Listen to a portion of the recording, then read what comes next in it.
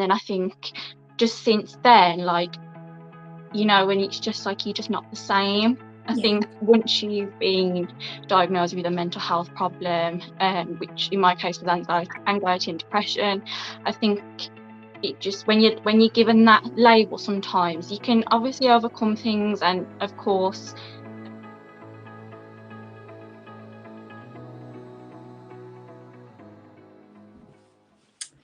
Hi guys, it's Steph, and this is episode 4 of Mind Your Mindset, and tonight I'm joined by the beautiful Trinity Harper. So Trinity, do you want to just introduce yourself to us? Yes, so I'm your current Miss England team for Royal International Miss. This is my technically second year coming back, as I was the Royal International Miss UK team in 2019, where I went to America and I placed top 3 for role model, and decided to come back because I just love the system. So here I am again as England team. I know, and it's not long. It's only, you go to July, internationals in July, isn't it? Like the first week in July. Well, everyone else will be yes, but due to unforeseen circumstances within the last month or so, I had to make a decision not to go. But I'll definitely be rooting for everyone else, and definitely not my time's over. Definitely not. So definitely keep my eyes peeled for maybe the next year or so. I know, that's so exciting. Like, it's a shame that you can't go, but again, just like you said, like, it's just things, you know, things in life happen sometimes, and I think it's just, you know, you need to do what's best for you as well. And at least, like, that's it, that, like, I don't think the system would be the same without you now. It's just like... I'm literally part of the furniture. Like, I think just I feel like I've been with the system for that long. Like, it was one of my first systems as well, and it's just, yeah, I think it'd be really weird to even contemplate going anywhere else. It's just like, no, I don't think that Holly's going to get rid of me, like, at all. I'm just going to be like Trinity's over there, and I'm like, I know, like, I'm just, that's it, I'm just never taking the crown off, I'm just never leaving. Even if I take it off after, like, handover, I'll just be like there holding it, like just not handing over either, just be like, no, I don't really know if I want to do that. No, but honestly, like, because obviously I'm competing in Royal this year, and I think you were one of the first people that I actually spoke to, like, the queens and things from the system. Obviously I know Anushka, but I was like, everyone's just made me feel so welcome, and I've never had that before, like, in a system where everybody's just been so welcoming and so nice and so helpful as well. So I can't wait, just a few months and on stage. It's nerve-wracking, but it's go on sale the 1st of June as well, so that's another, like, exciting, like, milestone to come up this year. Is tickets go on sale. Obviously the 5th anniversary is the new designed crowns for the UK, which I'm like, oh my I know they're absolutely beautiful, and you know, honestly, I just can't wait. But I think it's been a long time coming, because obviously it was put off at the beginning of the year, but in the same kind of sense, I'm quite glad that we've had that extra time to prepare as well, because I don't think, you always think you're so prepared, and then after it you're like, wow, okay, maybe I wasn't as prepared as I thought I was. So, but it's good that it's like, now we know that it can go ahead, and it can go ahead with an audience. Well, fingers crossed. Yeah, go ahead with an audience. So yeah, it's just, I'm just really excited now. Like, that's, I suppose the nerves are starting to kick in as well. No, it'll be fine. It's normal.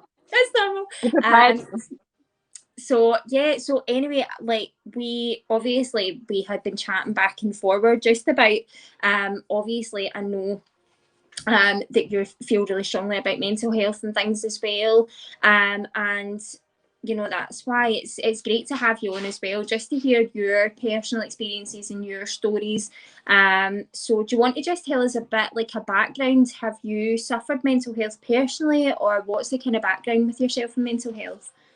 Yeah, so I suffered with mental health. I first saw my GP when I was 10. So I was in year 5 primary school, and it was all down to, like, bullying for my weight at the time. I was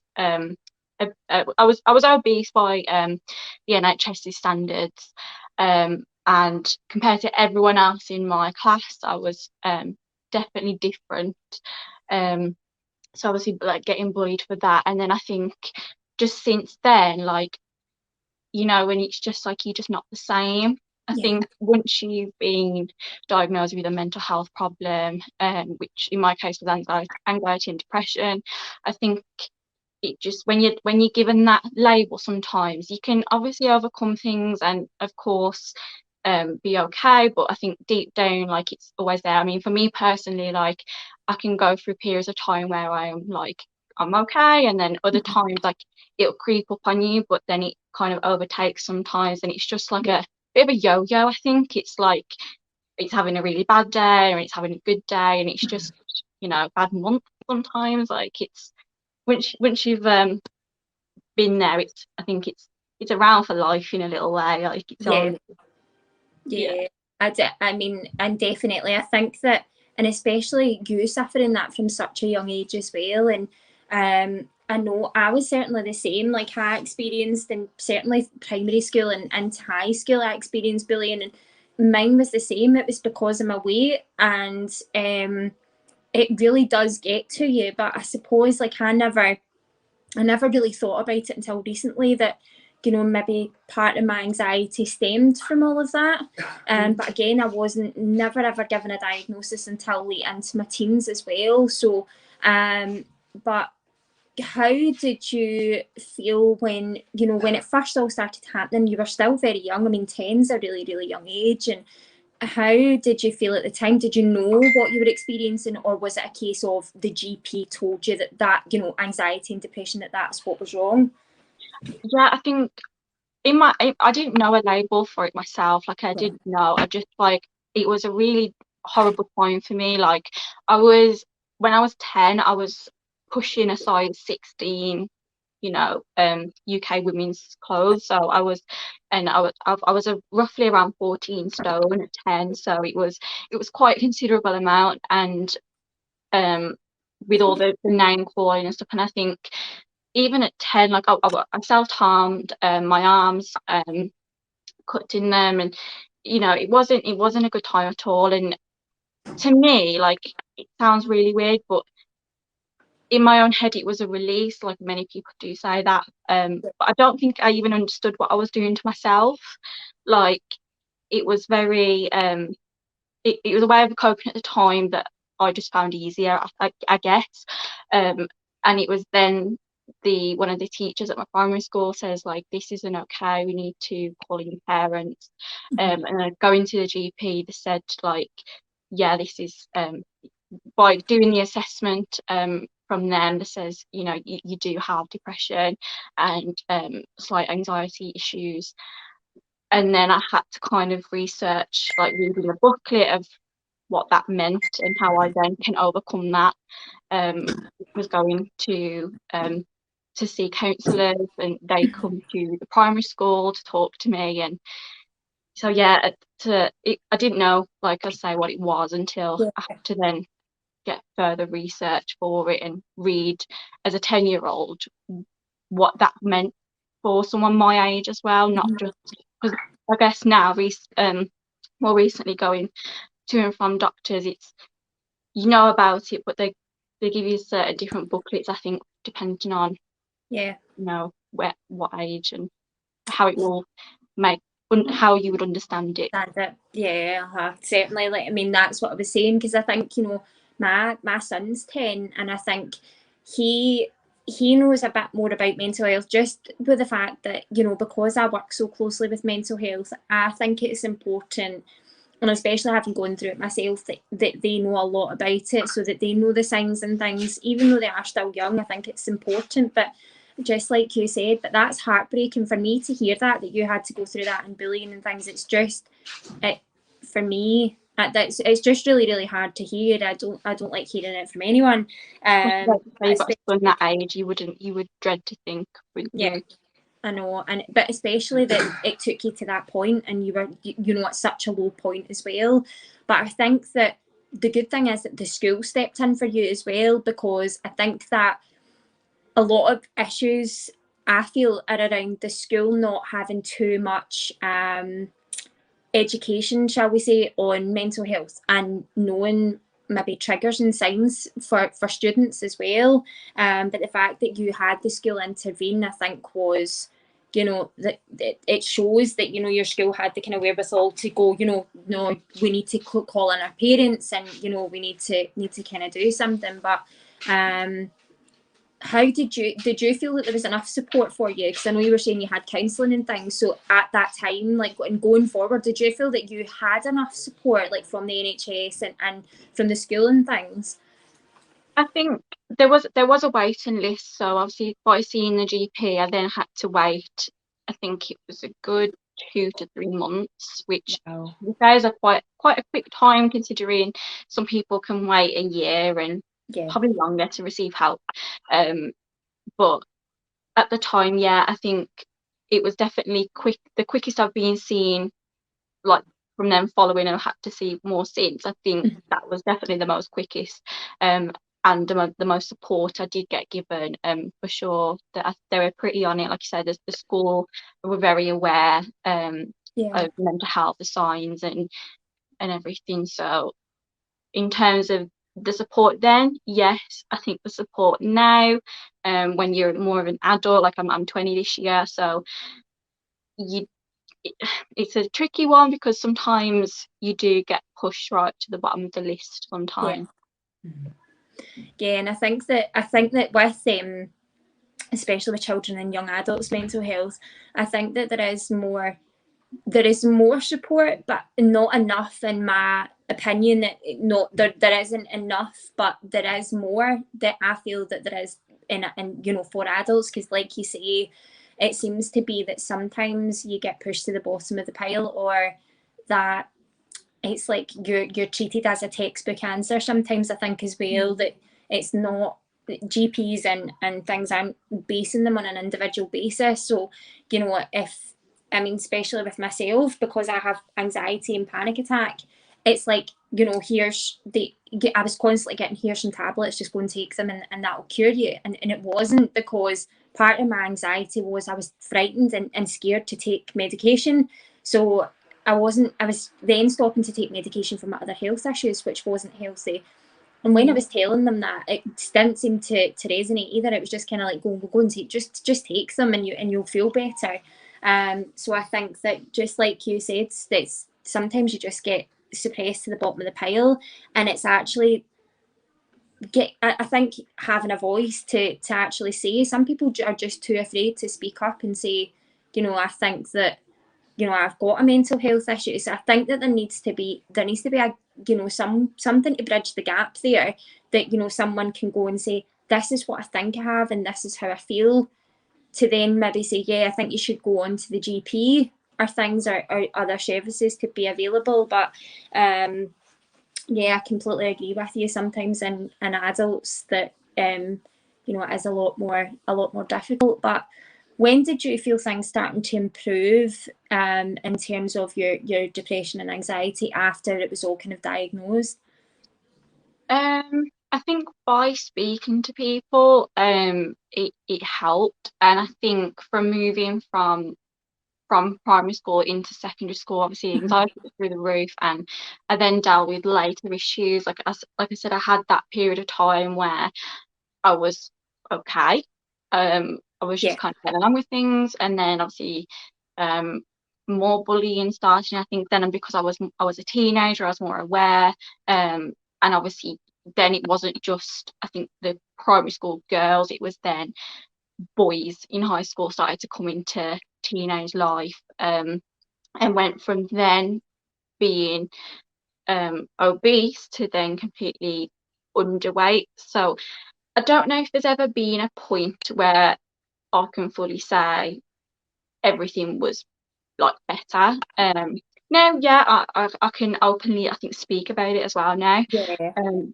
But it's no lie, it's no secret that I still get down. I think for me now, my turning point is that I'm no longer on antidepressants, which then ended like October last year in 2020. So I think that's my turning point now. Like, yeah, you get dark days, but I think that will be my point where I can say, yeah, that got better from then.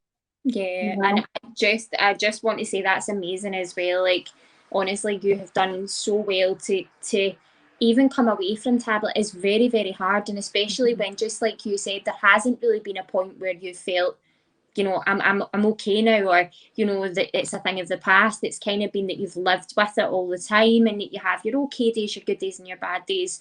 But the fact that you've managed to do that and stop your antidepressants, that's a huge, you know, that's a huge milestone for you as well. So Yeah. it's amazing just to hear that. So but just like you said, it is just about kind of overcoming those, knowing that you're going to have those darker days. And do you And feel hopefully, now that you can cope with them a bit better, that, you know, the kind of the down days, and you can say, okay, this is going to be a down day, and you're going to overcome that?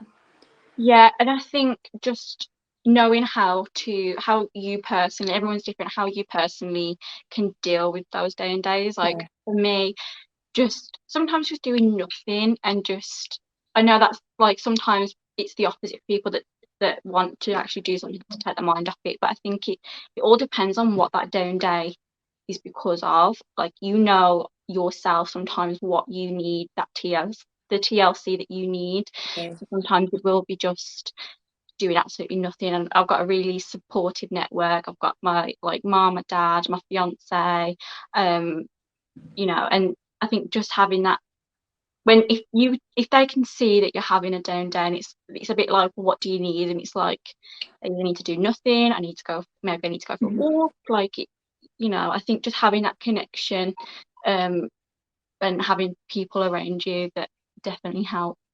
Yeah, and I think that's amazing that you have that support, because not a lot of people do have that support around them, and especially because you've got so much, you know, your mum and dad especially, you know, and your fiance as well. Like, that's so good that they can, just like you said, they can see when you're having a down day, and, you know, kind of just be that support for you.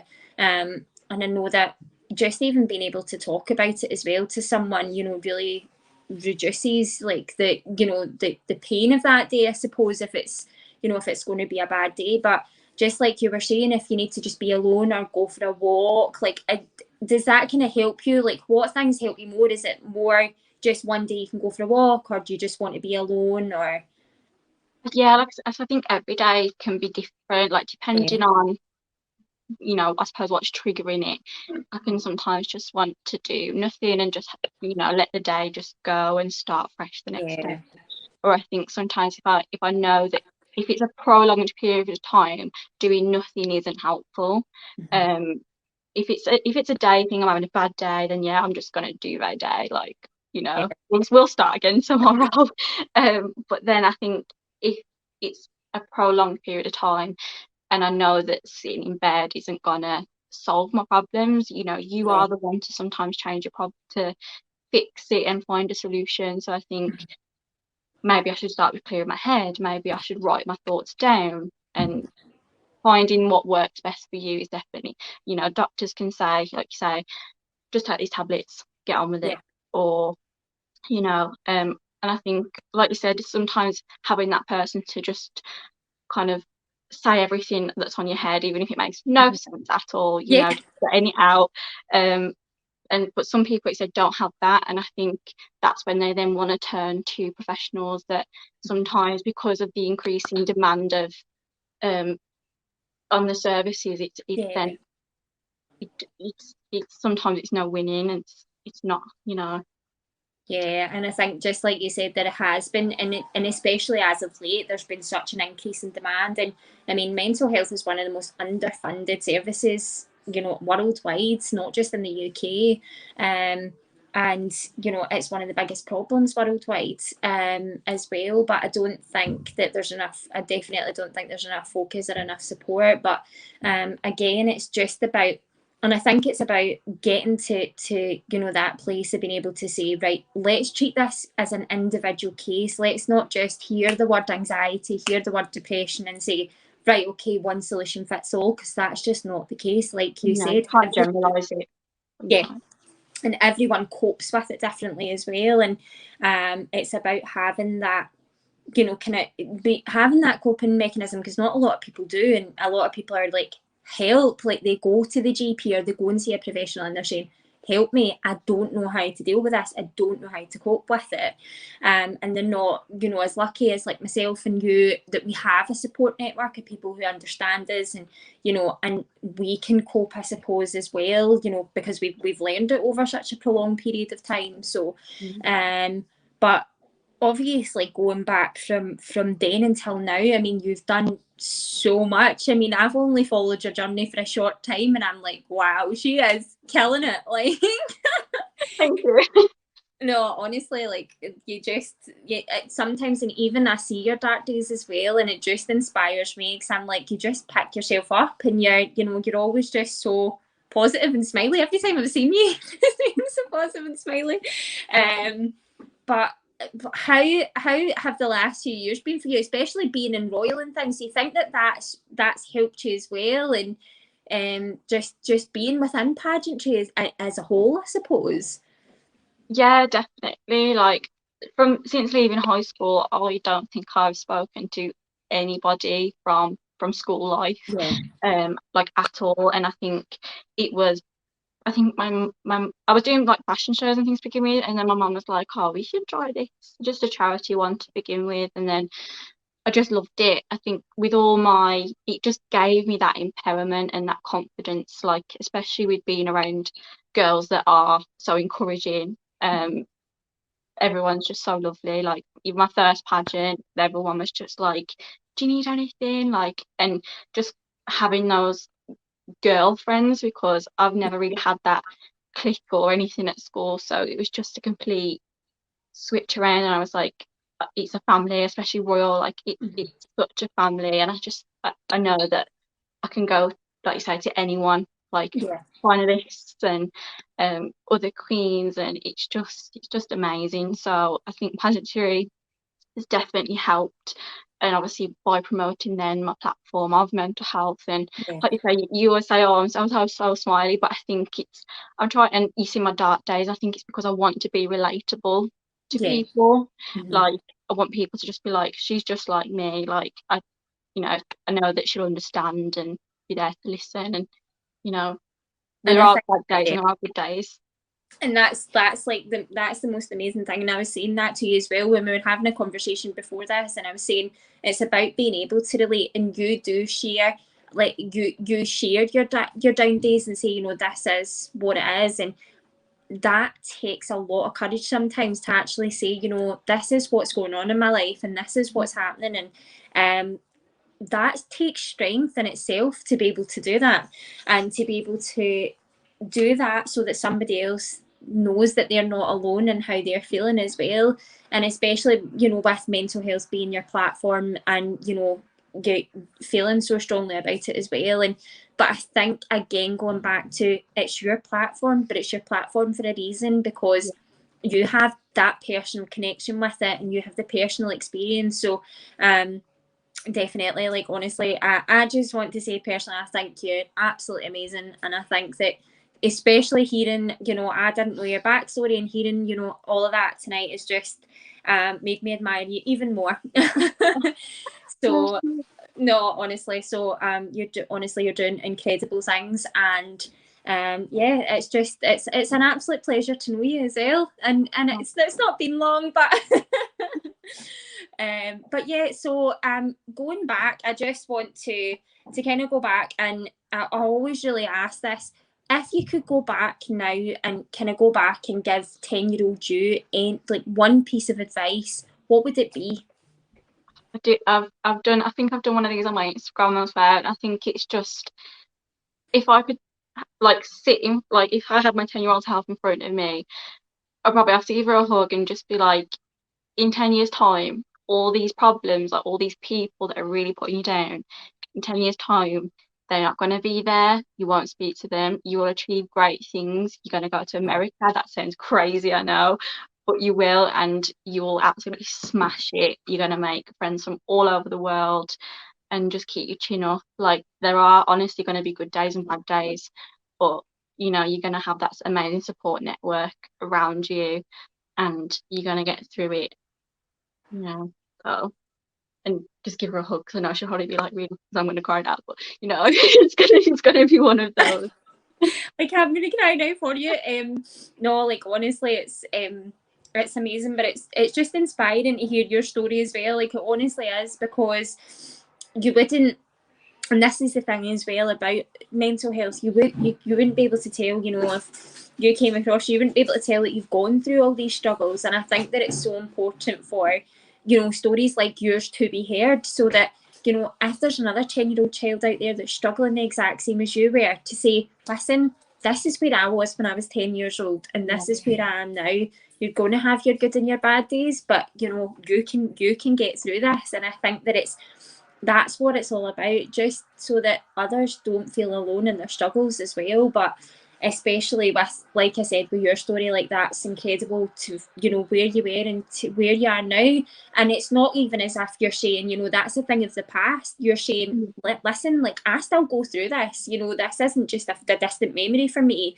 But over the years, I've just learned, I've grown, and I've learned how to cope with it. But that's not saying that I don't still have my bad days. So thank you so much for sharing all of that with us. It's and thank you so much for coming on. I think, you know, just share, no one's story is going to be exactly the same, but even just that one little thing that someone can relate to, like, you know, that's why being open, and I'm happy to talk about, you know, the ins and outs sometimes, if it's going to help someone, because it's, you know, even if they can just relate to a part of it, then they know that they can message me about that, because I'm going to understand. So it's been great to even just touch on it tonight, because obviously there's loads of things, you know, that go unsaid in such a short interview, but I think my inbox is open all the time, like, on anything, you know. No, I know, and just like I said, like that, and I'll put your socials and stuff as well up on our post when this goes out as well, just so that everyone can follow your journey as well just now. And, you know, if anybody does want to inbox you, then, you know, guys, please do, because Trinity is so approachable. I can speak from personal experience and she'll be able to chat to you. So but yeah, like you said, it is, I mean, there's a whole mountain of things, you know, that we could go into. It's an iceberg, isn't it? I know, it's like, I know, you think, where do we start? I feel like that sometimes as well. I'm like, we need like an hour long interview, 2 hours long interview. But yeah, no, definitely. But I think that just the fact that you're so open as well about it all, you know, and you're like, you know, I'm here to talk about it. And but you, just like you said, everybody's stories are different. It's just about, you know, even if someone can relate to like the smallest of things, you know, then they can say, oh well, you know, and that kind of, it's like the fish hook, you know, it's like, well, wait a minute, you know, I kind of felt similar, and, you know, I and it's just about being able to see you can get through it. You know, it feels like at the time, and you'll have this yourself, that some days you just think, I cannot do this anymore. I physically cannot do it anymore. And it's about being able to say, well, do you know what? I can do it. And some people don't just get through today. I can get, you know, if I can get through the next, I was always told, if you can get through the next 30 seconds, you can get through a minute. If you can get through a minute, you can get through 5 minutes. Like, just taking it each minute, each second. Yeah, definitely. And I think I actually put a post up the other day, and it was just about my panic attacks as well. And I remember when you know, and it's the same with me, they haven't gone away from me, that I've just learned how to cope with them a bit better. But there was days where I would literally be sitting in my bathroom thinking, I just want tomorrow to come. But then there's like the worrying factor as well. Is tomorrow just going to be the same as today? And it's like that ripple effect, and it makes it worse. But like you said, it's about breaking it down. And if you feel that you can't think about tomorrow, just break it down into, like, you know, if I can get through 30 seconds, a minute, 5 minutes, I can do this. So definitely, like, that's I taught one of the top tips I always say, just don't think ahead if it makes you feel too anxious. But yeah, do you have anything else that you want to share with us before we finish? I just want to just make it obviously super clear that I'd rather someone ring me at 3 a.m. in the morning and talk them out of, you know, bad thoughts, than them not. Like, I'd want, you know, just knowing that they can phone me, rather than if they think they might not even speak to them on a day-to-day basis, but if they know that they have someone, even if it's, I always find talking to someone random is better than someone I know, for sure. So yeah, just definitely I'd rather be on the end of a phone at 3 a.m. than in a hospital or someone. Do you know what I mean? Like, you know, so like I say, inbox phone is always open to anybody. Oh, and honestly, that is so kind of you as well. But yeah, definitely. So like I said, guys, I'll put Trinity's socials up here as well. So if anybody wants to follow her journey, or if anybody wants to speak to her, then like she said, her inbox is open. As is mine, as is the page's inbox. If you wants to speak about anything, I will also put up on a slide at the end just some support services that are available for anyone who may have been affected by anything that we've covered today. But yeah, just want to finish by saying, Trinity, thank you so much. You've been incredible, and it's been amazing hearing your story. And now I'm going to I'm just going to want to speak to you about your story for another. So we'll need to arrange a day that we'll just sit down and chat about this. Yeah. But yeah, thank you so much for joining me. For having me. Yeah, and I'll speak to you soon. Bye, guys.